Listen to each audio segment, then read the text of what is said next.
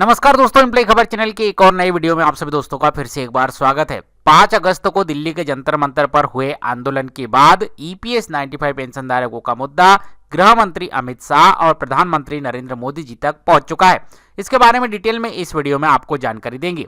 साथ ही देश के कोने कोने में बैठे लाखों ईपीएस 95 पेंशनर्स की आवाज, उनकी उम्मीद और उनकी पेंशन बढ़ोतरी के लिए चल रहे प्रयास की जानकारी हम इस चैनल पर देते रहते हैं, तो चैनल को सब्सक्राइब करके जरूर रख ले। तो दोस्तों, आज की खबर इसलिए महत्वपूर्ण है क्योंकि 5 अगस्त को जंतर मंतर पर जो आंदोलन हुआ था उसकी आवाज अब दिल्ली के सत्ता के शीर्ष स्तर पर पहुंचने की कोशिश में जुड़ती हुई नजर आ रही है। एक तरफ जंतर मंतर पर पेंशनरों का आंदोलन हुआ, वहीं दूसरी तरफ सांसदों के माध्यम से प्रधानमंत्री और गृह मंत्री तक ईपीएस पेंशन का मुद्दा पहुंचाने की कोशिश एनएसी राष्ट्रीय संघर्ष समिति की ओर से की जा रही थी। अब प्रधानमंत्री नरेंद्र मोदी जी से मुलाकात में इस मुद्दे को उठाए जाने की जानकारी भी सामने आई है और गृह मंत्री अमित शाह जी से भी मुलाकात की गई है। 5 अगस्त को दिल्ली के जंतर मंतर पर ईपीएस 95 पेंशन धारकों का आंदोलन हुआ। देश के अलग अलग हिस्सों से पेंशनर्स दिल्ली पहुंचे।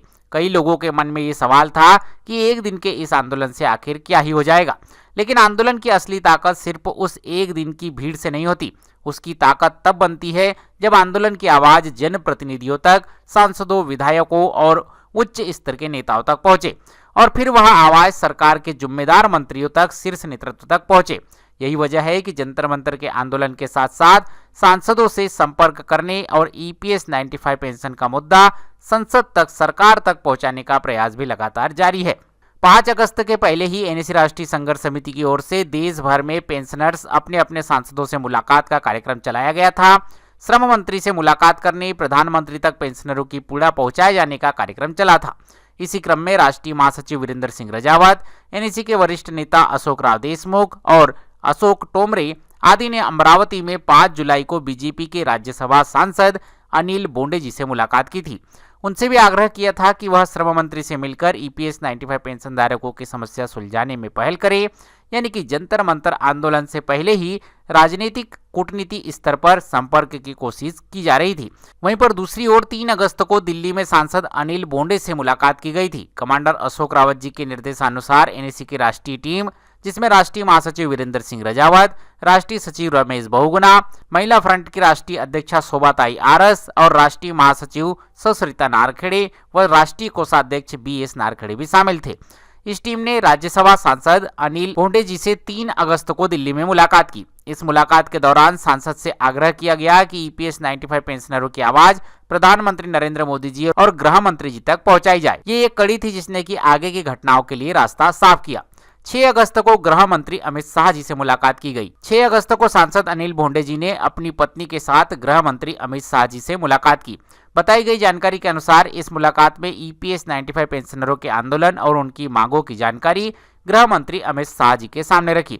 पेंशनरों की समस्या, उनकी उम्र और बढ़ती मृत्यु दर, उनकी आर्थिक स्थिति और लंबे समय से चल रहे आंदोलन की बात गृह मंत्री अमित शाह जी तक पहुंचाने की कोशिश की गई। साथ ही बताया गया कि गृह मंत्री अमित शाह जी ने इस विषय को श्रम मंत्री मनसुख मांडविया जी से बात करके सुलझाने का प्रयास करने का आश्वासन दिया। हालांकि अंतिम फैसला सरकार को ही लेना है और पेंशनरों की सबसे बड़ी मांग आज भी सम्मानजनक न्यूनतम पेंशन वृद्धि की अटकी हुई है। वहीं पर दूसरी ओर सांसद अप्पा साहब वार्ने की भी इसमें बड़ी भूमिका रही। मालवा से शिवसेना शिंदे गुट के सांसद अप्पा साहब वार्ने जी, जो एनएसी के कई आंदोलनों में शामिल हुए हैं, संसद में भी पेंशन बढ़ोतरी का मुद्दा उठा चुके हैं, 5 अगस्त को जंतर मंतर के आंदोलन पर भी पहुंचे थे। उन्होंने वहां पेंशनरों के बीच अपने संबोधन में बताया था कि वह श्रम मंत्री मनसुख मांडविया जी से मुलाकात करके ही जंतर मंतर पर पहुंचे हैं। मैं आज आपको कहना चाहता हूं, आज मैं सुबह 12 बजे आपके विभाग के मंत्री जी इनसे मिला और मांग की कि कई बार मैं आके आपको पत्र दिया है। देश भर से जिस उम्र में घर में बैठना चाहिए, जिस उम्र में परिवार के साथ गुजरना चाहिए, उस उम्र में यहाँ आकर इतनी धूप में, कड़ी धूप में आंदोलन करना पड़ता है। उन वरिष्ठ नागरिकों को, उन ईपीएस 95 लोगों को राहत देने के लिए आप जल्दी से जल्दी निर्णय लेना चाहिए। मांडविया जी इस विभाग के मंत्री जी है, उन्होंने मुझे आज आश्वासन दिया है जल्दी से जल्दी आपको इस बात में न्याय देने की कोशिश करेंगे। मैं बोला जल्दी से जल्दी, तो हम कई बार बोले कितने दिन में देंगे, तो उन्होंने कहा ये खुशी की बात, इतने दिन गए, इतने महीने गए, साल गए, कई दिनों में आपको उस बारे में जानकारी देके ये प्रश्न पूरी तरह से हल करने की उन्होंने मुझे आश्वासन दिया है।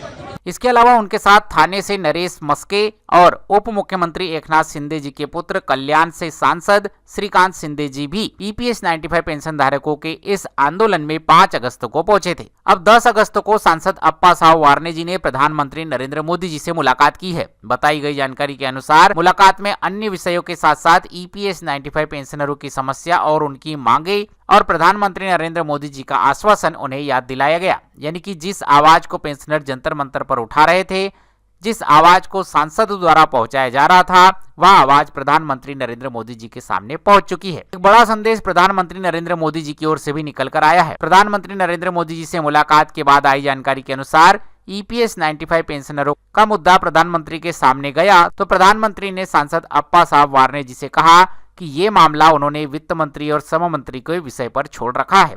अब दोनों मिलकर इस समस्या का समाधान जल्द करने की कोशिश करने का काम कर रहे हैं। अगर यही बात इसी रूप में आगे बढ़ती है तो पेंशनरों के लिए यह निश्चित रूप से एक महत्वपूर्ण घटनाक्रम होगा।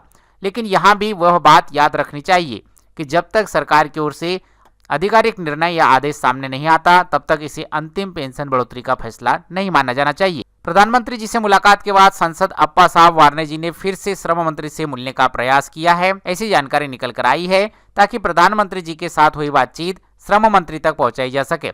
इस विषय में आगे और क्या पहल हुई है, ये जानकारी अभी आना बाकी है। प्रधानमंत्री नरेंद्र मोदी जी से हुई मुलाकात की जानकारी और फोटोज वगैरह अध्यक्ष तानाजी कालभोर दिए जाने की खबरें भी सामने आई, जहां से एनएसी तक ये फोटोज वगैरह पहुंची है। इसके अलावा ईपीएस 95 पेंशनरों की नजर 15 अगस्त पर भी है। देश में प्रधानमंत्री को लाल किले से ईपीएस 95 पेंशन बढ़ोतरी की घोषणा की अपील पहले ही एनएसी की ओर से की जा चुकी है। कई सारी ईमेल उन्हें भेजी गई है, अलग अलग जगहों से पत्र भी भेजे गए हैं। 15 अगस्त को पेंशन बढ़ोतरी की घोषणा होगी या नहीं, इसकी कोई आधिकारिक पुष्टि अभी नहीं है, लेकिन पेंशन धारकों की ओर से प्रयास भरपूर जारी है। साथियों, एक बुजुर्ग पेंशनर्स की जिंदगी को समझने की कोशिश कीजिए। दवाओं का खर्च, घर का खर्च, बिजली का खर्च, बढ़ती महंगाई और उम्र बढ़ने के साथ साथ बढ़ती जरूरतें। ऐसे में अगर कोई पेंशन इतनी कम हो कि महीने का गुजारा मुश्किल हो जाए तो उस पेंशनर्स के मन पर क्या बीतती होगी। यही वजह है कि ईपीएस 95 पेंशनर्स वर्षों से अपनी मांग को लेकर संघर्ष कर रहे हैं। उनकी मांग सिर्फ एक रकम नहीं है, बल्कि सम्मान और जीने की मांग है। तो कुल मिलाकर एक और ईपीएस 95 पेंशन धारकों की मांगों को लेकर आंदोलन, धरना, सभाएं और प्रदर्शन किए जा रहे हैं। वहीं दूसरी ओर सांसदों से मुलाकात कर, मंत्रियों तक बात पहुंचाकर प्रधानमंत्रियों तक मुद्दा पहुंचाया जा रहा है। दोनों ओर से प्रयास जारी है। साथियों, 5 अगस्त का जंतर मंतर आंदोलन, 3 अगस्त की दिल्ली में सांसद से मुलाकात, 6 अगस्त की गृह मंत्री अमित शाह जी तक ईपीएस 95 पेंशनर्स की बात पहुंची। वहीं पर 10 अगस्त को प्रधानमंत्री नरेंद्र मोदी जी की मुलाकात और पेंशन धारकों के मुद्दे पर चर्चा, ये सभी घटनाक्रम एक कड़ी से जुड़े हुए थे, जिसके बारे में आज के इस वीडियो में मैंने आपको जानकारी दी। अब देखना ये होगा कि ठोस आश्वासनों के बाद कब तक कोई ऑफिशियल अपडेट निकल कर आता है या आता भी है या नहीं। इसमें आपको क्या लगता है, हमें कमेंट करके जरूर बताइएगा। और ये वीडियो जानकारी अपडेट आपको अच्छी लगी हो तो वीडियो को लाइक शेयर, चैनल को सब्सक्राइब जरूर कीजिएगा। मिलते हैं आपसे अगले वीडियो में, तब तक के लिए जय हिंद, वंदे मातरम।